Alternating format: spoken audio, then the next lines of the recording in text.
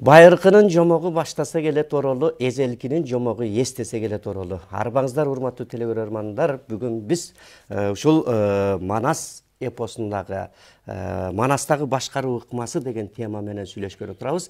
Алды менен келген конокторду тааныштырып кетейин. Көй Кашка коомдук фондунун мүчөсү, мен тараптан баштаганда Бакыт Самидинов келип отурат. Ошондой эле азыркы атактуу манасчылар десек болот, Кыргыз Республикасынын маданиятынын мыкты кызматкери, атактуу манасчы Асаналы Калил уулу, ошондой эле Нурбек Талантбеков. Мына экөө тең мыкты манасчы, маданияттын мыктысы, алга карай чыкчусу, агайын эле мукчусу дегендей мына биздин манасчылар келип турат. Андыктан биздин студиябызга куш келипсиздер демекчибиз.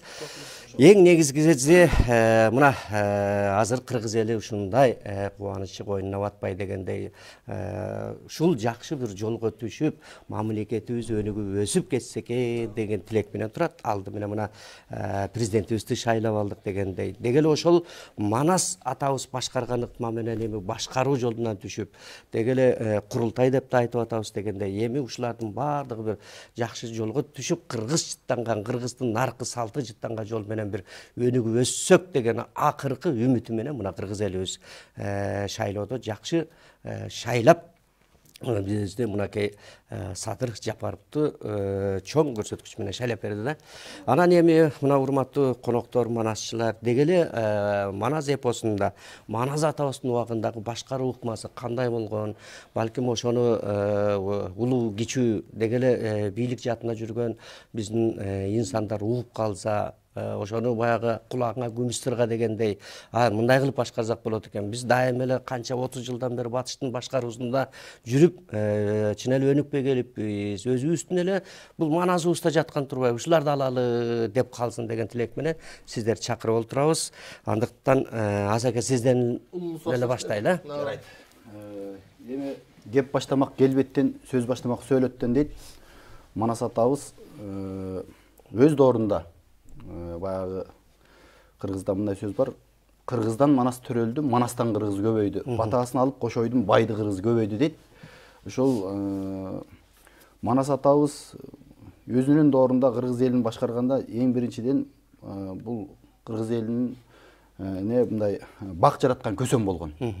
Экинчиден бул өзүнүн улутун, өзүнүн мекенин жалжыткан, өнүктүргөн хан болгон. Үчүнчүдөн эң жөнөкөй, эң адамгерчиликтүү, башка адамдардан өзгөчөлөнүп турган хандык мүнөзгө ээ хан болгон да. Буну эми чечмелеп айтсак, баягы Манастын өзүндө деле бар.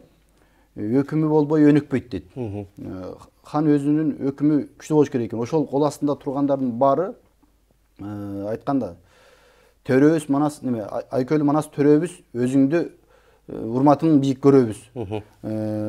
Өзүңдүн көзүң турганда өкүмүң эки кылбай жүрөбүз дейт. Ошол өкүмүн эки кылбай айткан буйругун аткарып, кол астындагыларга дагы мындай мен ханмын деп Манас атабыз аябай өзүн көтөрүп ушинткен эмес да. Хан болгондон кийин дагы себеби Манас атабыз атасы Жакып байкерчилик жашоодо өссө дагы Манас атабыз өзү кандайдыр бир кыйынчылыкта жокчулук кезде чоңойгон бала болгон. Манас атабыз эң башында. Өзүнүн ханмын деп мындай көтөргөн киши болбогон да, жөнөкөйлүк ушул жерден. Анан жанагындай элди башкарганда бүгүнкү күнү мисалы үчүн ар бир кадр тандоо ыкмасын жакшы колдонгон Манас атабыз. Мисалы Алмамбет бүгүнкү тил менен айтканда премьер-министр болгон. Манас атабыз өзү хан болгон. Алмамбет ошол элди кадимкидей жанагындай 10 башы, 50 башы, 100 башы, түмөн башы кылып бөлүп, тиги казат каттанганда дагы элдин баарына мисалы үчүн 10 кишини башкарган бирөө болгон. Ошонун көзөмөлдөчү Манас атабыз жанагындай ар бир хандарга, ар бир ошол бүгүнкү тил менен айтканда министрлерди өзү көзөмөлдөп турган.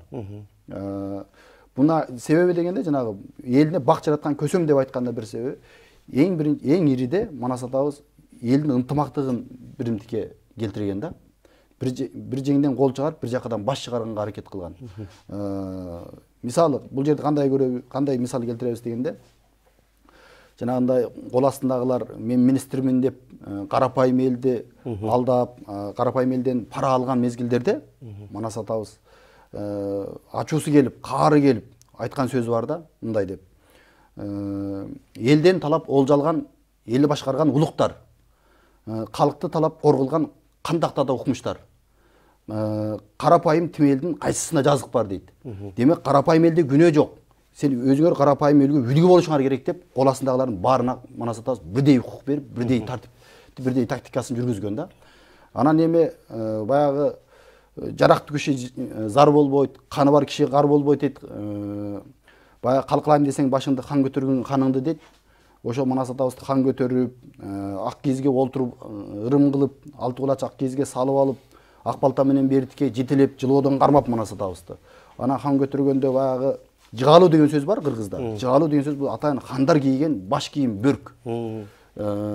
Башка жөнөкөй адамдар кийбейт. Ошо жыгалуу бөрктү кийгизип, хан тактысын белгизип, хан өкүмүн берип, ошо жерден атасы Жакып 9 күнү той кылып, 90 бени сойдуруп, анан карапайым эл талабыбызга жеттик. Эми Манас атабыз хан болду деп кадимкидей мына бүгүнкү күндө Садыр Жапаров президент болгондой сүйүнгөн да. Себеби дегенде баягы жакшылыкка жорусак болот. Садыр Жапаров президент болгон күнү 10 январь күн аябай чайыттай ачык. Кыргыз элине бир жарыгын тийгизген, ак жол тойлуу падыша болот деген жакшы тилек кылалы, жакшы тилек чарымыз. Ичинде түтүн жок. Түтүн жок кадимкидей. 11-нде дагы эртеси күнү, 12-синде кадимкидей, бүгүн 13, анын арты менен аппак кар жаап атат. Аппак карда тазалык бар да. Бул да бир жакшы жашаган. Эми баягы башканы коюп Манасты айт дейт. 90 сөздүн томуктай түйүнү ошол Манас атабыздын хан шайланганы кара сөз түрүндө айтып берейин. Деги өз учурунда кичинекейинен Манас атабызга дем болуп, бел болуп, Алмабет атабыз өзүнүн хан болгон, анын колдонгон буюмдар да хандыктын белгисин билгизген. Жанагы оозунан түшүп кеткен алтын канжасы, алтын айлуу жез канжа. Ошолорду таап алып, анан аны тиги колго алгандан кийин сыргак мунун канмын дечү элек, кандыгы жалган дечү элек, бекмин дечү элек, бектиги жалган дечү элек, мунун мына отурган канжасы арганча арзан болсо да 60 жамбы күн экен, анык чынын айтканда 17 байталдын аркы экен деп Алмабеттин ашкере хан экенин айтып берип атат. Ошол окуядан бир айтып берейин. Жакшы болот. Geçe sarı taldan saydırgan, talı kalgan bicinde, sav altından jasatkan, tağı kalgan bicinde, Aziz kandın Almambet, ordu gördüm bicinde, aşırmaytı demesen, atanın bürüdüğüne gün, altın yeşik çoğun korgun, ordu gördüm bicinden, bulele gimdin ordusu, altın taka gümüş mık, ayağına kağıllı, haga bayı cabullu, jorgu gördüm bicinden, bulele gimdin jorgusu, altınga da yez türkük, mamı gördüm bicinden, bulele gimdin kadası, 60 geçil kaşında, kol kuşurup tik turgan, mandaş kurup olturgan, cıngızı taşın tağıngan, kıl takıya kızıl çok, kılımda mınday bende yok, moldu gördüm bicinden, bulele gimdim moldosu, 40 yılı jatsa janda, kılayıp çeti boğun, kırağın altın çorduğun, torko gördüm bicinden, bulele gimdin torkosu, jaltırap çöbü görüngen, çöldü gördüm bicinden, bulele gimdin çöldürü, jaltırap susu görüngen, köldü gördüm bicinden, bulele gimdin köldürü, barısın mağa bilgizçi, haylanayın Allah ki, köllün menden çöllündü, belin menden yerindi, Koңырбай қайда, қол қайда, ердем сүйген ер қайда, ең сүйшіп, ең ішіп, ердем сүйген шер қайда, еңкетіп алып кетуші, Есенқан деген шер қайда, ен талада жан қинап ала кеңейлай беру не пайда. Ей, баракалды. Кеше жылығынды ген қол ген талас жылығындының четінде дастарханның бетінде. Ок тиштешип антташкан, нан тиштешип шартташкан. Антыңды кандай актайсың, алакей сени өз жериңди гана мактайсың.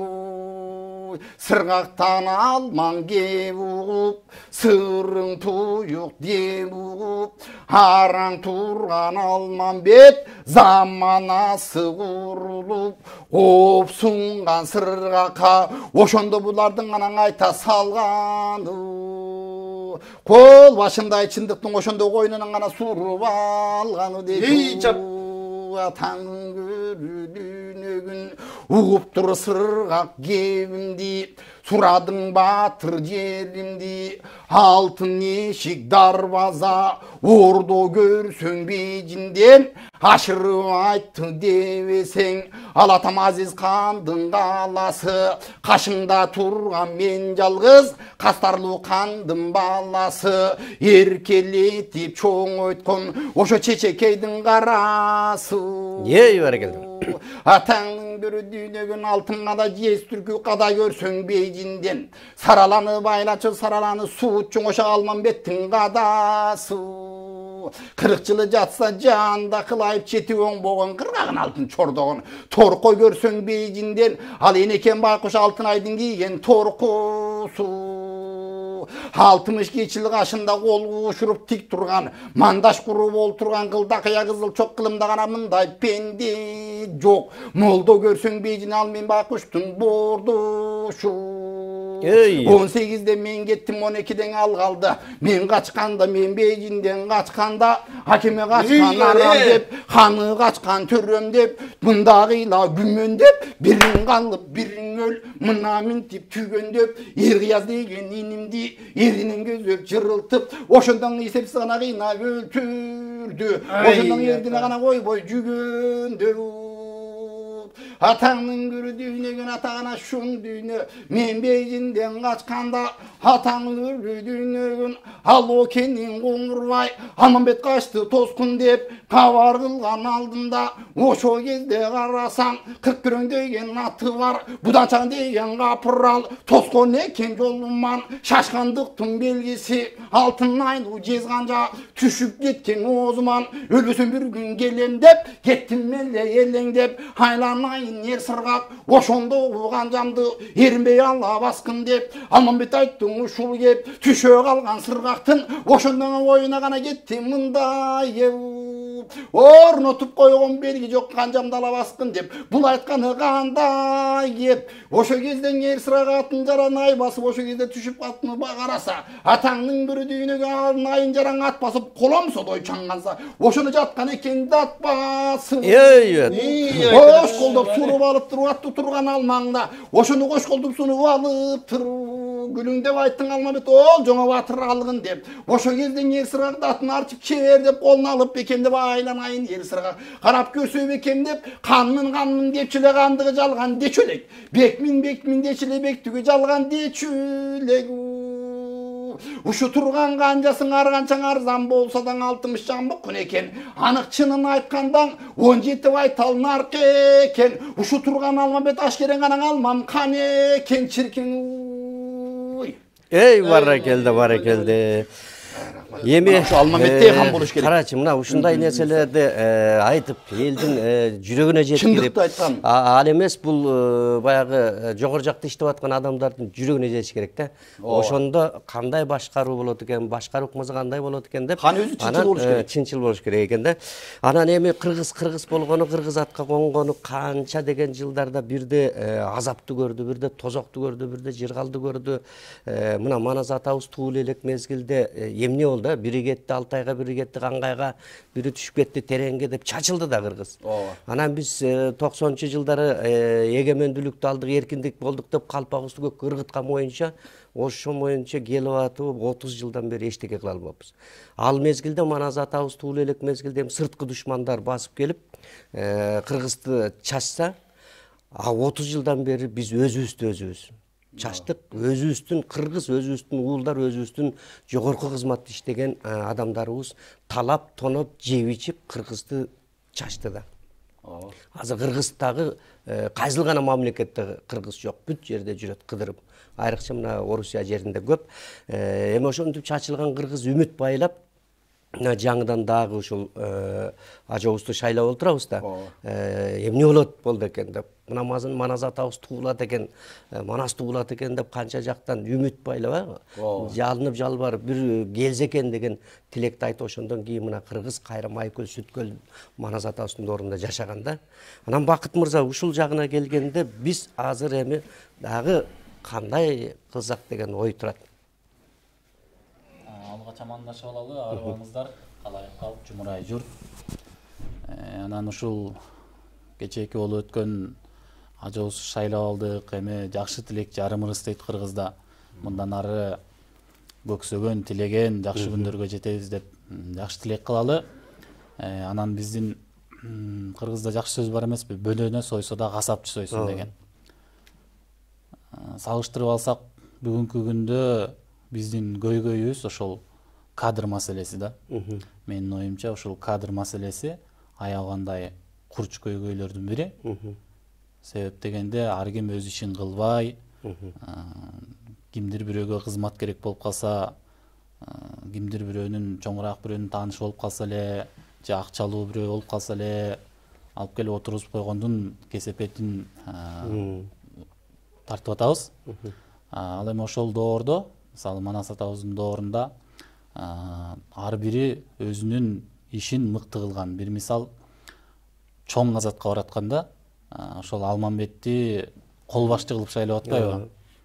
Анан ошонун ичинде Манас атабыз өзү дагы катардагы жоокерлердин катарында болуп, өзү хан болгонуна карабастан Алмамбетти кол башчы кылып шайлагандан кийин ошонун айтканын айткандай, дегенин дегендей кылып, себеби баягы чоң бейжиндин жолу узак, ал жакта небир шумдуктары бар дейт.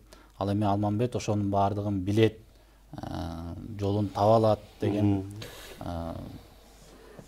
Ошондуктан анан Алмамбетти хан шайлап, анан Манас хан баш болуп, өзү баш болуп, баардыгы Алмамбеттин айтканындай болуп, кандай десе ошондой болуп, анан ошонун негизинде чоң бейжинге жетип атат да. Болбосо баягы ар кандай ал жолду билбеген же ошол кызматты билбеген кимдир бирөө келгенде балким жолдон чоң бейжинге жетпей эле кырылып калат беле дегендей. Анан бүгүнкү күндөгү көйгөй бизде ошол кадр маселесин туура тандасак, ар ким өз ишин мыкты аткарса, өз ишине жоопкерчиликтүү болсо, ар ким өз ишинин майын чыгарып аткарса эле бир топ ийгиликтерге жетишмекпиз деген ойдомун да. Анан дагы бир айта кетчү нерсе, бизде бүгүнкү күндө өкүндүргөнү ошол ханга кандай мамиле кыла албагандыгыбыз. Элдин өзүнүн ханга кандай мамиле кылып сыйлай албагандыгыбыз да. Бир эле мисал, могу кече жакында президенттикке талапкерлердин саны канча 60тан ашып кетти. Бул эми кенедей бир кичинекей 5 миллион, 6 миллион эли бар Кыргызстан үчүн менин пикиримде бул уят нерсе. Жөн эле баягы азыркы тил менен айтканда хайп жаратабыз деп, элге көрүнөбүз деп, ошону баягы бир пиар катары кабыл алып алышты да. Ал эми чындыгында бул эл башчы болуш, эл башкарыш, журт башкарыш оңой олтоң жөнөкөй бир иш эмес. Ошол нерсени дагы баягы жөнөкөй бир күнүмдүк нерсе катары карап, хайп жаратып, өзүн таанытып, элге бир ошол жол менен таанылып аткандыгы аябай өкүндүрөт. Туура айтасыз, бирок мына азыр сиз айткандай ошол 60 талапкер чыкты да. Баягы 60 аси тайбурул дегендей эле, канча деген тайтору дегендей, тайтору. Ошондой болуп чыгышып, канчасы элдин сынына өстөрүн койду. Бирок эми ушул мезгилде Манас атабыз хан шайланып атканда кандай болгон, мына манасчылар сиздер турасыздар. Ушул боюнча айтып берсеңиздер. Манас атабыз өзү хандыкка жулкунуп мен хан болом дегенби? Ошол убакта дагы Манас атабыздан башка хан болом дегендер чыкканбы? Кандай кылып болуп шайланган негизгиси? Ушундагы балким телекөрөрмандарга айтып берсеңиздер. Эми жакшы суроо болду. Себеби Манас баянда биз жөн гана бул мындай болгон, Дигил каарман, Аккула Манастын тулпары деп койбой, бүгүнкү учурга салыштырбай керек да. Манасты дагы ар кимдин өзүнүн Манасы бар дегенде, ар бир тармактын, ар бир багыттын бүгүнкү Манастагы башкаруу ыкмасы деген темага ылайык. Ошол сиз айткан азыр. бүгүнкү президенттик жарышка чыккан талапкерлер менен Манастагын салыштырып атабыз да азырча. Маселен, Манастабыздын биринчи хан шайланышы, Манастабыз өзү бир нече рет хан шайланган, бир эле жолу хан шайланган эмес. Маселен, Чаркастандын тоосунда ошол 84 жигит менен жүргөндө жаштар арасында өзүнчө хан шайланган. Кийин жалпы түрк баласына Алтайдагы жалпы түрк баласында өзүнчө хан шайланган, расмий. Ал эми Саякбай атабыздын вариантында жана Алоокени жеңгенден кийин өзүнчө кайра хан шайланат Кошой атабыздын сунушу менен. Бейжинди жеңгенден кайра бүтүн дүйнөнүн ханы болуп шайланат. Маселен, улам улам кошулган сайын ошончолук хандыгы кеңейген, ошончолук көп хан шайланган да. Эми биринчи хан шайлангандан келе. Биринчи жаштар шайлаган экен да. Биринчи жаштар тамаша иретинде ошо салбурундап жүрүп, анан улардын этин жеп, эликтин этин жеп, кайберендин этин жеп жүрүп, анан тамашалап, жигиттер, сабырын сынайт.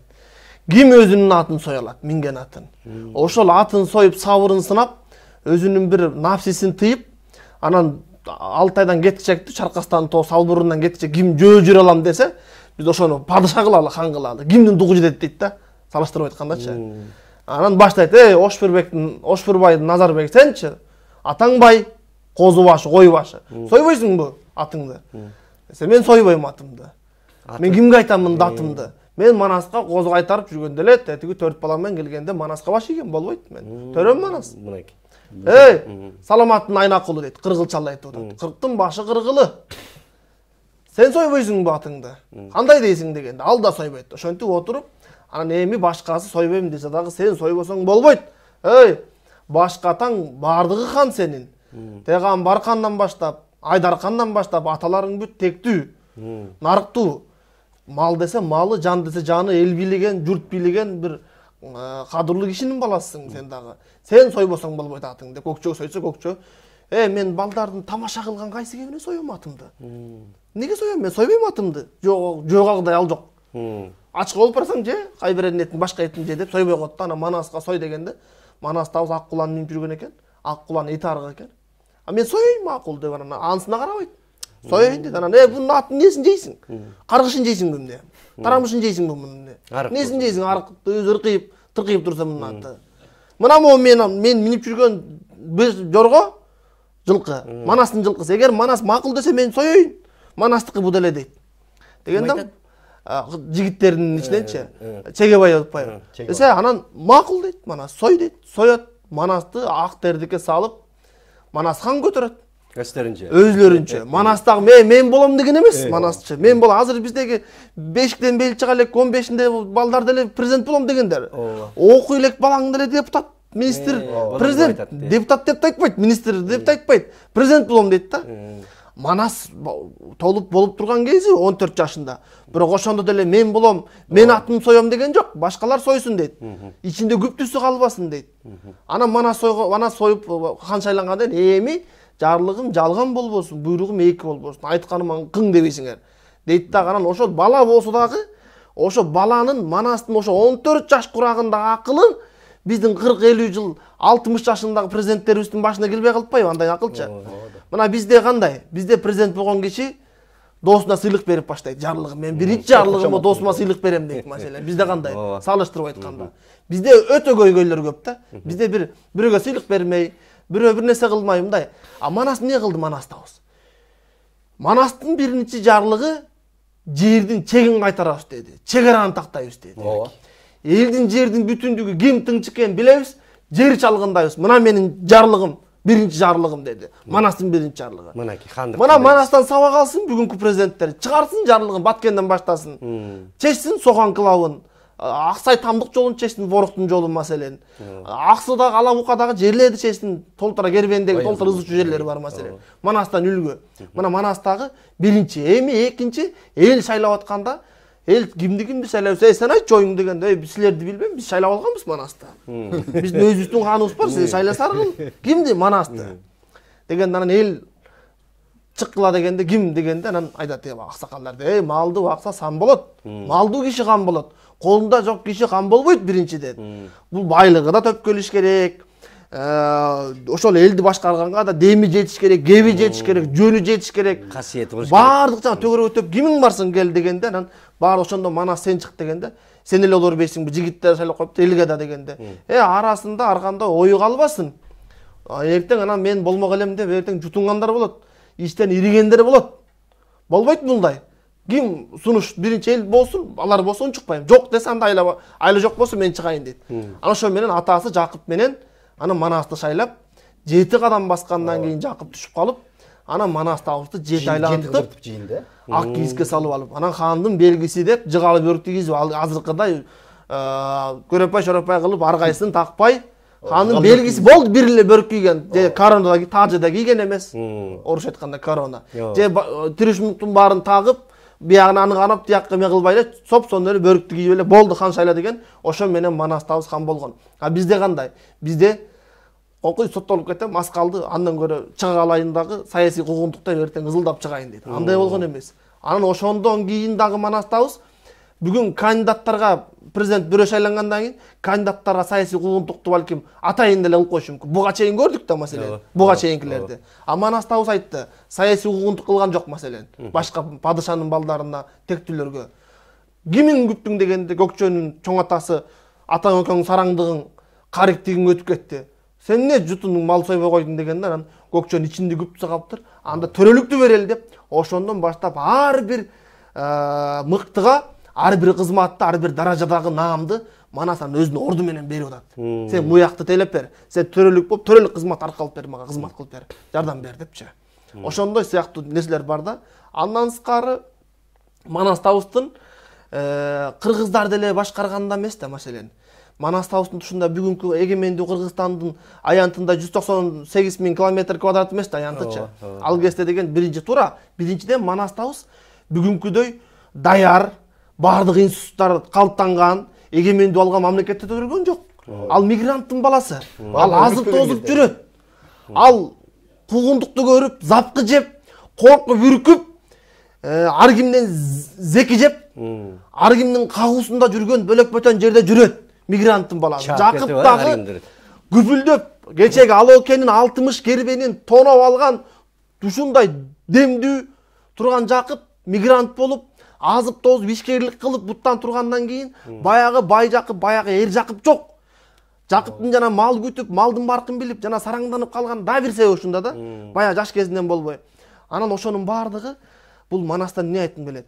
Кыргызстанды бир чет ойлоп отуруп, Кыргызстанды монда майкө сүткүл заманда туруп, биз өнүкпөгөнүбүз, шорубуз өзүбүздү элечи.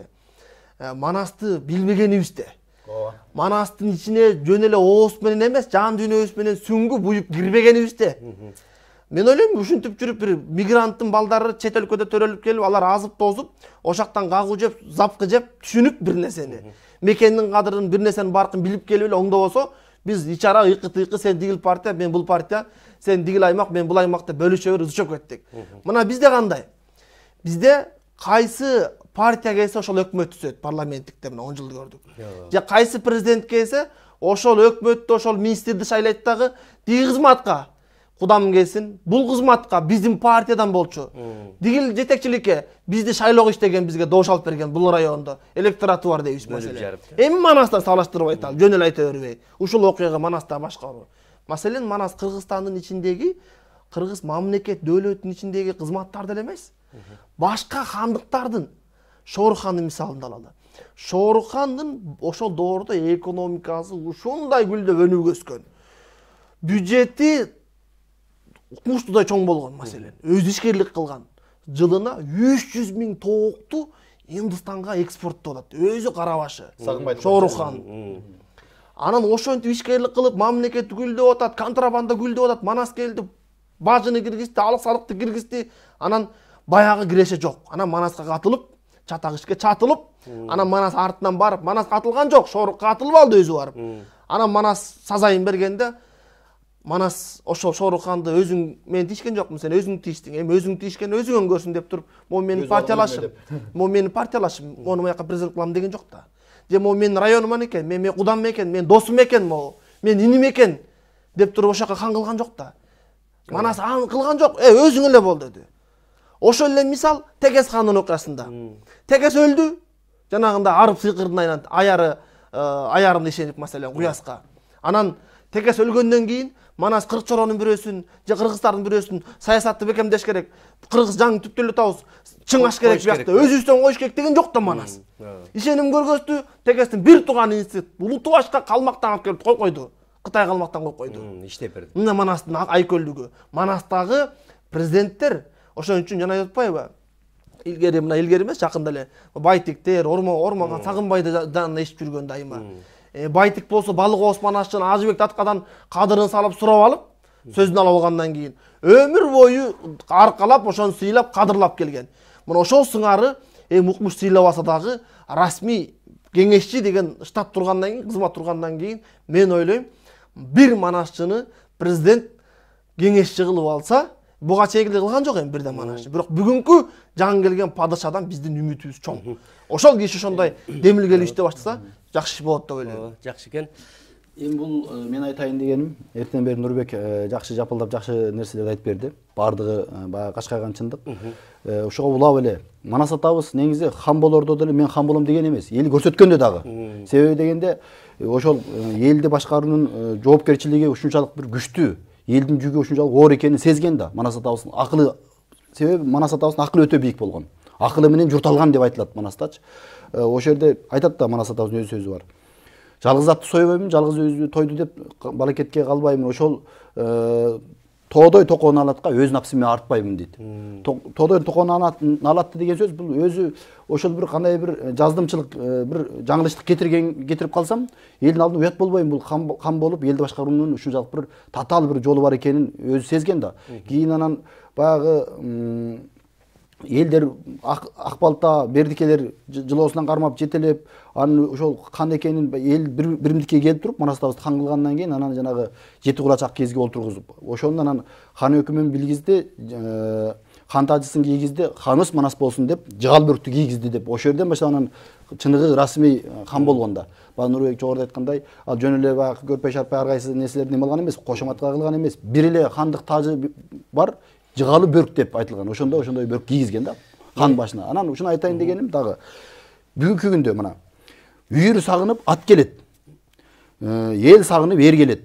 Эл башына күн түшсө, элди баккан эр келет деген Манаста бар. Демек, мына бүгүн биз ушунчалык кыйынчылык абалда бизди баккан эр келди деп сүйүнүп жакшы тилек кылабыз. Мына Манас атабыздай болсо экен, көкүрөгүндө Манас атабыздын бир руху бир көкүрөгүндө уюп, кыргыз элин бир ушундай бир кыйынчылык абалдан куткарып кеткен бир жакшы падыша болсо экен деп жакшы тилек кылсак, кандай дейсиздер? Жакшы, жана башында айтып кеттиңиз, мына Алмамбет атабыз премьер-министр болгон депчи азыркыча.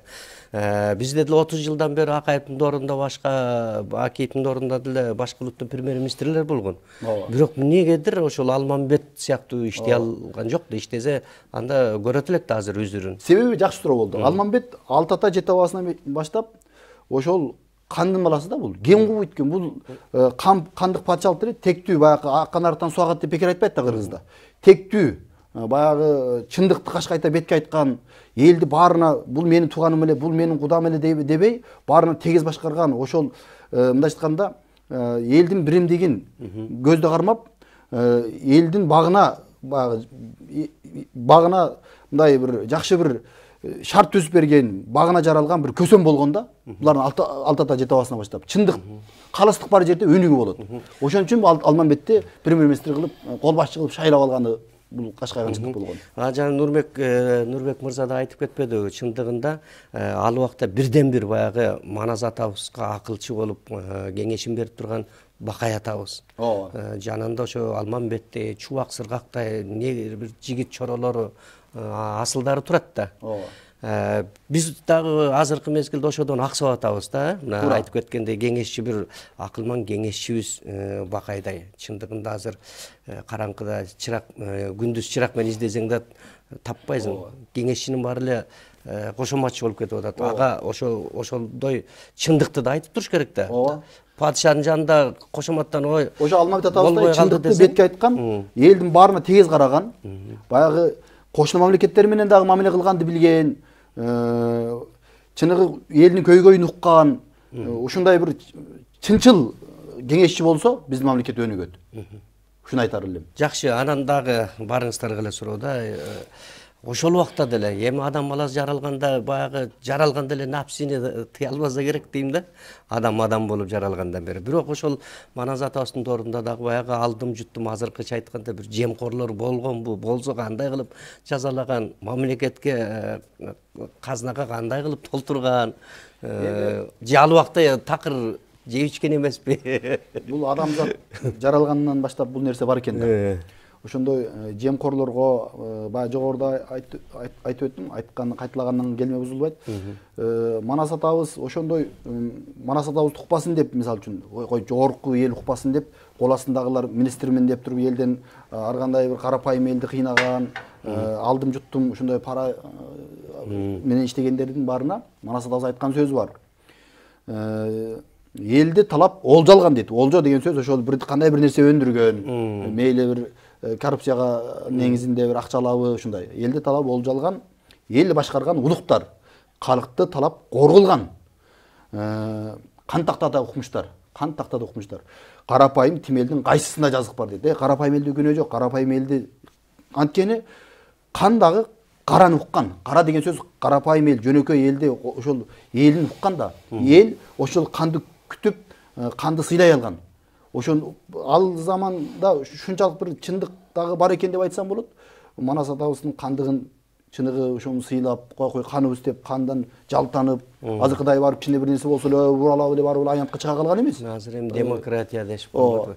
Ал убакта деле Манас атабыз демократияны койгон, чын айтканда. Элдин баарын кадимкидей баягы акылы бар, жолду ишке жонтос деп, жолду иштерге өзүнүн айткан сөзүң акыл болсо уккан кулак макул болот деп, акылдуу кишилер менен акылдашып, акылын угуп, баары эле өзү билем кылып, өзүм билем өтүң төргүлем деп Манас атабыз өз билгенин кылган эмес. Айлана чөйрөсү деген Бакай атабыз баш болгон акылчы Алмамбет сыргактар менен кеңешип, ар бир кадрды тандоо маселесин туура койгон да. Мисалы үчүн жолго аттанганда тиги атка жеңил тайгачак, ар убакта жаңгасакта жолгосак сыргакты атайын ушундай бир ишти шамдагай жасаган, баягы ат мүдүрлүп тургача ушундай бат акыл тапкан Серекти дагы өзүнүн орду менен Чубакты баатыр ары шери ары балбан, Алмамбетти жанагындай чынчыл бир баардыгын тегиз караган, бул кандын тукуму эзелтен бери келген. Аны кеңешчи кылып Бакай атамды аксакал деп, анын баягы 6 айчылык болорду алдын ала байкаган, жакшылык менен жаманды кол алдында байкап, тиги бал менен оозун чайкаган деп айтылат да Манаста.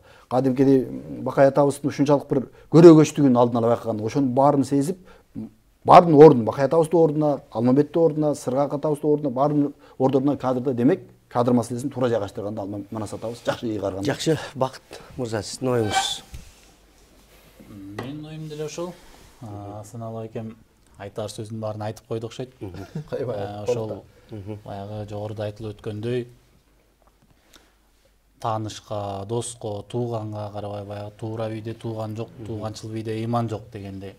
Алмамбет атабыз тетиги Кытайдан келип, башка элдин, башка жердин тукум экенине карабай, ошол өзүнө эң жакын эмчектеш бир тууган кылып алып атат да Манас атабыз.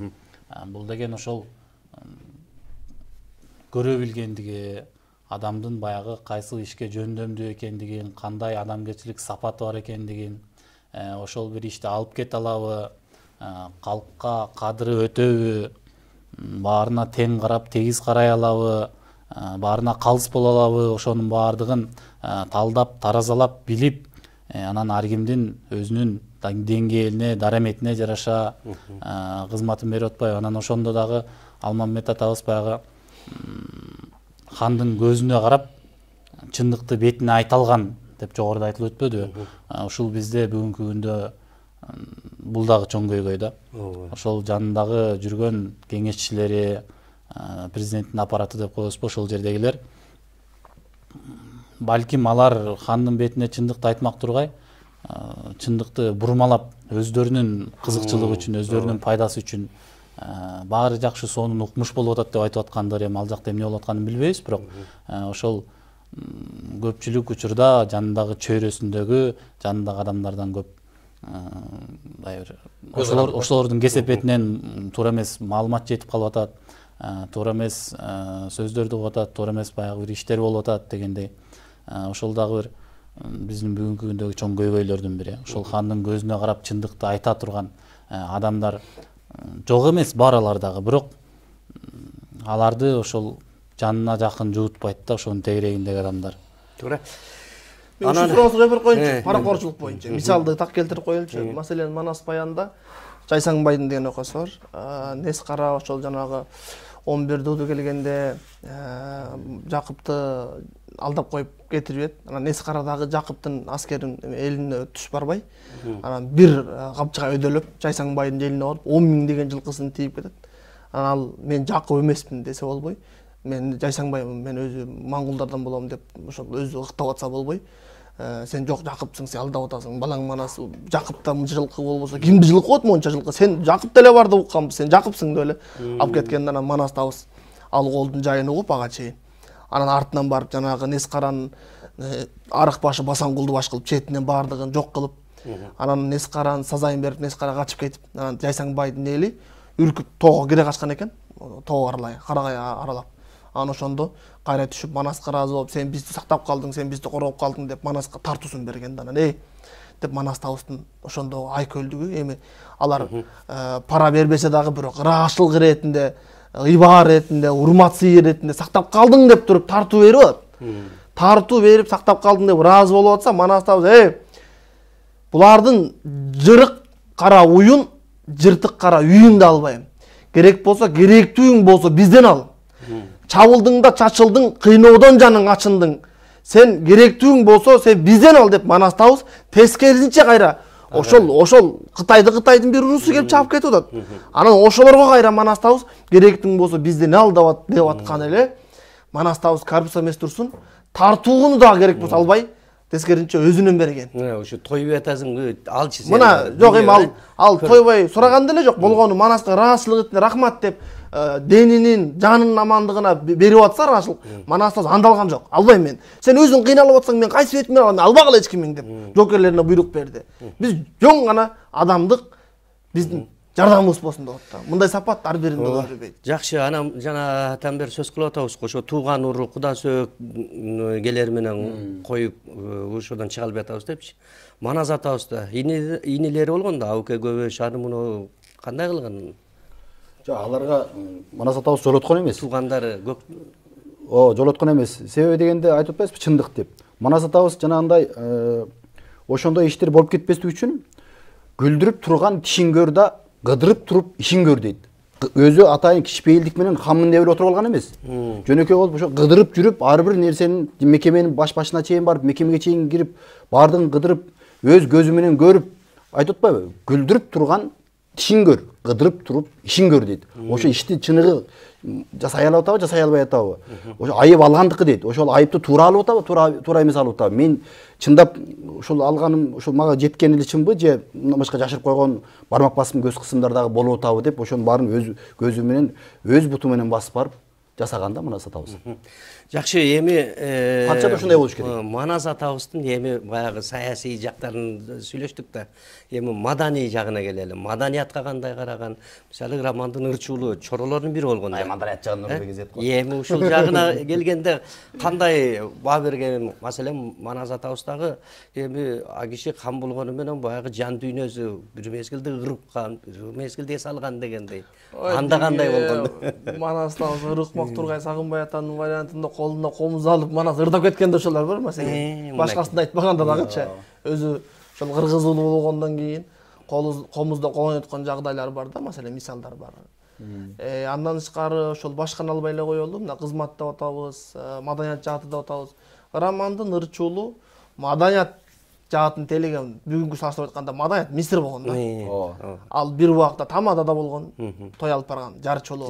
Бир убакта Төкмакыны болгон, бир убакта Жазмакыны болгон, бир убакта Комбучусу болгон. Манастын көрөткөндөн кийин Манашчысы болгон, Манастын эрдиктерин көргөн дагы. Ошо кийин ырга салып айтып атат да, маселен. Бул бардык тараптан төгөрөгө топ келген кадр болуп атат да, өзгөчө. Эми Манас табыз маданият жаатында чындыгында өнөр адамдарын өзгөчө сый-урмат кылып, өнөр адамдарына өзгөчө кылган да бири өнөр эле деп бөлбөстөн, маселен маданият булар айлык аз экен, жардам берели деп бүгүнкүдөй көйгөй кылбай, кайсы тармак болбосун үйүн үйдөй, атын аттап мингизип, тонун тондой кийгизип, анын кадырын жалпы журтка билгизип, Манас табыз айкөлдүгүн аяламга тийгизип ушундай бир марыткан десек болот да. Бүгүнкүдөй какшаттырбай, суранттырбай, бакырттырбай, ыйлаттырбай аларды ар бир тармакты түшүнүп, Манаста маселен бүгүнкүдөй бюджеттин тартыштыгы, таңкыстыгы, дефицит деген нерсе жок болгон Манаста. Элден алык салык, суунун налогун төгүп кой, жердин налогун төгүп кой, светтин акчасын төгүп кой деген түшүнүк болгон эмес Манаста. Манастабыздын элден 1 сом казынага алык салык албай, өзү ишкерлик кылып биринчи кезекте, экинчи кезекте жанагы мөөсүл деп коет. Согуштан түшкөн олжону мөөсүл дейт, олжо өзүнчө. Ошол мөөсүлдөрдөн, олжолордон түшкөн кирешеден, Манастабыздын өзүнүн ишкерлигинен жакып баш болбошо. Ошолордун эсебинен казынаны карап турган Манастабызчы.